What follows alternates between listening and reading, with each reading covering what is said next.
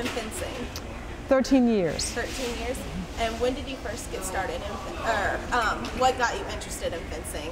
When my son was 7, he was very interested in swords, and he started taking a class with the Oxford Park Commission, which we got started with Dr. Matthews through the Oxford Park Commission.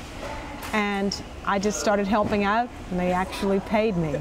So it was great. What's your favorite thing about fencing? I think it's fun to have an opportunity to actually use swords like people do in the movies, but in a very structured and safe way.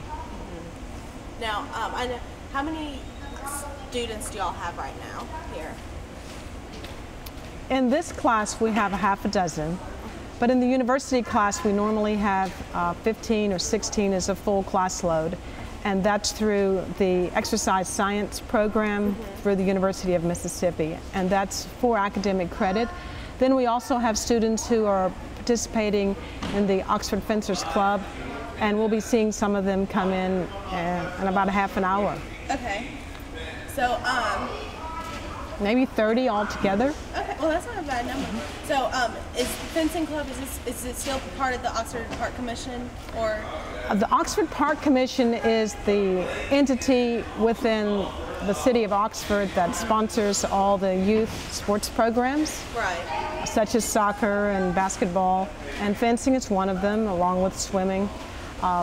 The Oxford Fencers Club is a separate entity. It's a nonprofit organization. We've been here, I guess, about 5 or 6 years now, and it's also affiliated with the University Fencers, which is the University of Mississippi fencing program. Right. Now, how often are classes held up here?